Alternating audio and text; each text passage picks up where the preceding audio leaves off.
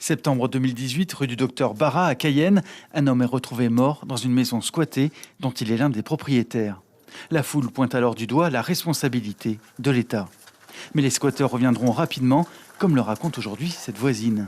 J'ai réappelé les autorités pour dire que c'était squatté. Ils sont venus beaucoup plus vite, mais ils n'ont pas pu les faire sortir aussi facilement que ça. Il a fallu que je me batte. Ils venaient m'agresser, me menacer, parce que la porte ne fermait pas bien, il fallait la sécuriser.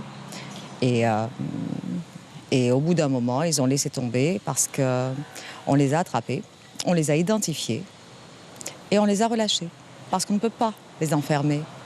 Pour simplifier les procédures d'expulsion, le gouvernement soutient un amendement qui sera examiné la semaine prochaine par l'Assemblée nationale.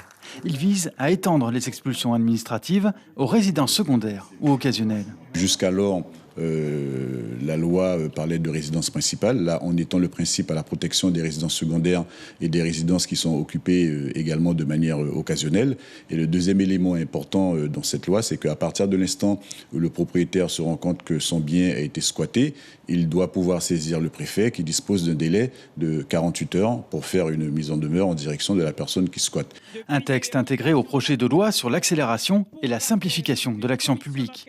Gabriel Serville le soutient tout en rappelant que les crédits disponibles pour la construction de logements ne sont pas tous utilisés. Il faudrait qu'en Guyane, on soit capable, avec le soutien du gouvernement, de lever tous ces freins de manière à ce qu'on soit en mesure de produire davantage de logements, ce qui, de manière mécanique, pourrait entraîner la diminution de ces squats aussi bien de maisons que de terrains vierges.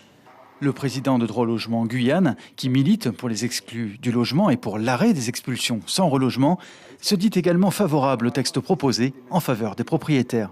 Parce que, que cette personne a vraiment travaillé pour pouvoir construire cette maison et être occupée par quelqu'un d'autre maintenant illégalement. Je dis que pour moi, le projet de loi pour les maisons principales et les deuxièmes secondaires, moi je suis pour. Marius Florella est engagé dans la course au municipal à Matoury. Au niveau national, Droit au logement s'oppose à cet amendement qui s'étend aux résidences dites occasionnelles.